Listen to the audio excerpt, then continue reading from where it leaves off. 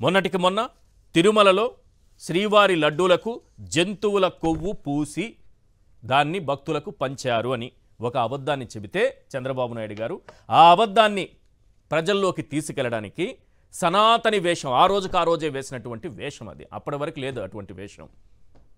ప్రాయశ్చిత్తం అని దీక్షని వేషం వేసి గుడి మెట్లు కడిగినటువంటి మన పవన్ కళ్యాణ్ గారు నిజంగా ఈ రాష్ట్రానికి తిరుమల ఆలయానికి అంత అపవిత్రత జరిగి ఉంటే అమ్మవారి దుర్గమ్మ గుడి ఆలయం మెట్లు కడిగితే అక్కడ పవిత్రత వచ్చేస్తుందనుకుంటే మరి కాశీనాయని క్షేత్రంలో 1995 నుంచి లక్షలాది మంది భక్తులు తరలి వచ్చే కాశీనాయని క్షేత్రంలో నిర్మాణాలను కట్టడాలను కూల్చివేస్తే మరి మెట్లెందుకు కడగలేదు? మరి ఎందుకు వేషం కట్టలేదు? ఒకసారి సనాతని గారి సమాధానం చెప్పాలి. ఎందుకంటే అటవీ శాఖ వారిదే. ఇప్పుడు అటవీ శాఖ అధికారులే కూల్చివేసింది. డిప్యూటీ సీఎంగా ఉన్నారు. పైగా హైందవ ధర్మాన్ని భుజాన మోస్తున్నట్లుగా ఆ బరువు బాధ్యతలంతా తనదే అన్నట్లుగా ఈ రాష్ట్రంలో ఎవరికి కూడా హైందవ ధర్మంతో సంబంధం లేదన్నట్లుగా అసలు ఎవరూ భక్తులే కాదన్నట్లుగా తాను మాత్రమే భక్తుడు అన్నట్టుగా మెట్లు కడిగినటువంటి పవన్ కళ్యాణ్ గారు తన శాఖ అధికారులు కాశీనాయని క్షేత్రంలో కట్టడాలను కూల్చివేస్తే ఏం చేస్తున్నట్టు? ఎక్కడ స్పందించరే? ఎక్కడా మాట్లాడరే? ఒకసారి ఆ కాశీనాయని క్షేత్రం దృశ్యాలు చూపించండి. అలాగే పవన్ కళ్యాణ్ గారు ఆ మెట్లు కడిగినటువంటి దృశ్యాలు కూడా ఒకసారి చూపించండి. ఎందుకంటే ప్రాయశ్చిత్తం ఇప్పుడు కూడా చేసుకోవాలి మనం. ఆ దృశ్యాలు చూపించండి. ఎందుకు ప్రాయశ్చిత్తం అని అంటున్నానంటే 1995 నుంచి భక్తుల రాక ఎక్కువైంది ఇక్కడ. తాను 1995 డిసెంబర్ అనుకుంటాను కాశీనాయన అక్కడ భక్తులకు చెప్పారు, నేను డిసెంబర్లో ఇక్కడ కాలం చేసిన తరువాత ఇక్కడే నన్ను సమాధి చేయండి అని ముందుగా చెప్పి ఆయన సమాధి అయిన రోజునైతే లక్షలాదిగా భక్తులు తరలి వస్తారు అక్కడికి. నిత్యాన్నదానం. అన్నదానం అంటే అనాథలకు ఎలా జరుగుతుందంటే అక్కడ ఎవరైనా అనాథ ఆకలితో ఉన్నవాళ్ళు, భక్తులే కాదు అనాథలు సైతం ఆకలితో ఉన్నవాళ్ళు ఎవరైనా సరే భక్తులతో పాటు ఏ సమయంలో వెళ్ళినా వాళ్ళ ఆకలి తీర్చేటటువంటి పుణ్య దివ్య క్షేత్రం అది. అటువంటి క్షేత్రంలో కట్టడాలు కూల్చేస్తే అటవీ శాఖ అధికారులు వచ్చి ఇది అటవీ పరిధిలోకి వస్తుందని కూల్చివేస్తే ఈ రోజు వరకు స్పందన లేదు. అటవీ శాఖను ఎవరు చూస్తున్నారు సార్? ఎవరిది బాధ్యత? పవన్ కళ్యాణ్ గారు ఎక్కడున్నారు? మెట్లు కడగాలా లేదా?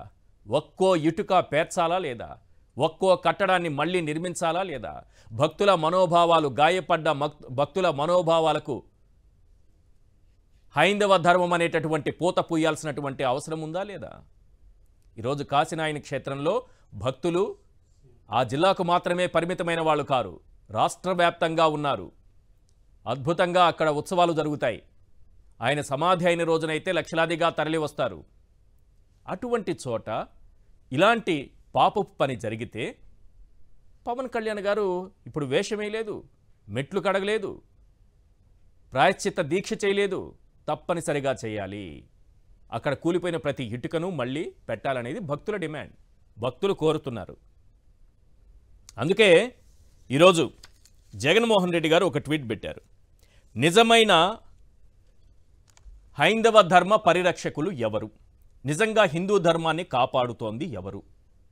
ఎందుకంటే ఒకసారి అది ఆ ట్వీట్ చూపించండి. లెటర్ 1 చాలా క్లియర్గా పెట్టుకోవచ్చారు, ఎక్సలెంట్గా పెట్టారు ఈరోజు ట్వీట్. లెటర్ 1లో ఏం కనిపిస్తుందంటే 3 లెటర్లు పెట్టారు. కాశీనాయని క్షేత్రం అప్పుడు ఎలా ఉంది, ఇప్పుడు ఎలా అయిపోయింది అదొకటి చూడండి. దెన్ అండ్ నౌ, ఆ రోజు ఎలా ఉంది, ఈరోజు, నాడు నేడు. ఇంతే సింపుల్. అద్భుతమైన దివ్యక్షేత్రాన్ని ఏ విధంగా కూల్చివేశారో ఒకటి చూడండి. రెండోది, ఇప్పుడు మీరు చూస్తున్నటువంటి లెటర్ జిల్లా కలెక్టర్, వైఎస్ఆర్ జిల్లా కలెక్టర్ అధికారులను ఆదేశిస్తూ ఇచ్చినటువంటి లెటర్. వెంటనే అక్కడ కట్టడాలన్నీ కూల్చివేయండి అని అటవీ అధికారులకు, పోలీసులకు, రెవెన్యూ డిపార్ట్మెంట్కు ఆదేశాలు ఇస్తూ అక్కడ కూల్చివేతలకి ఆదేశాలకు సంబంధించింది. జగన్మోహన్ రెడ్డి గారు ఇంకో విషయాన్ని కూడా చెప్పారు. ఇక్కడ లెటర్ 2 ఒకటి కనిపిస్తోంది. ఇందులో జగన్మోహన్ రెడ్డి గారు రాసినటువంటి లెటర్.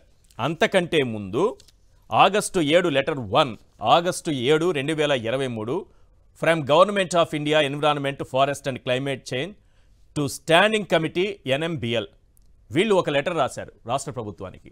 అక్కడ అటవీ భూములను ఆక్రమించి కట్టారు, దీనిపైన చర్యలు తీసుకోవాలంటే వెంటనే జగన్మోహన్ రెడ్డి గారు ఇది భక్తుల మనోభావాలకు సంబంధించింది, హైందవ ధర్మానికి సంబంధించింది, ఒక దివ్యక్షేత్రం, పవిత్ర పుణ్యక్షేత్రం, ఇలాంటి పుణ్యక్షేత్రంలో ఇలా కట్టడాలు కూల్చివేత జరగకూడదు.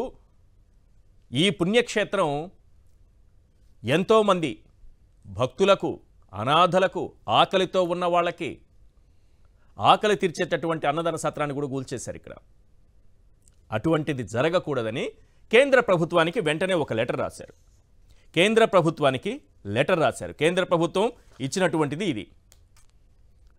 ఇది కేంద్ర ప్రభుత్వం పంపింది అప్పటి రాష్ట్ర ప్రభుత్వానికి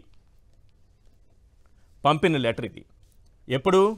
ఆగస్టు 7, 2023 కేంద్ర ప్రభుత్వం అటవీ శాఖ పర్యావరణానికి సంబంధించి environment forest and climate change to standing committee NMBL. ఆ వెంటనే letter to date 18th August 2023 ఆ రోజు ముఖ్యమంత్రిగా వైఎస్ జగన్మోహన్ రెడ్డి గారు రాసిన లెటర్ ఇది కేంద్ర ప్రభుత్వానికి. నిజమైన హైందవ ధర్మ పరిరక్షకులు ఎవరో ఇప్పుడు చెప్పాలి, హిందూ ధర్మ పరిరక్షకులు ఎవరో చెప్పాలి, ఎవరి హయాంలో ఆధ్యాత్మిక శోభ పరిఢవిల్లిందో ఇప్పుడు చెప్పాలి, ఆధ్యాత్మికత ఎవరి ప్రభుత్వ హయాంలో దశ దిశలా వ్యాపించిందో ఇప్పుడు చెప్పాలి. విజయవాడలో 40 ఆలయాలు కూల్చినంత సులభంగా మళ్ళీ మళ్ళీ మళ్ళీ ఈ రాష్ట్రంలో ఆలయాలు కూల్చేద్దామని అనుకుంటున్నారేమో.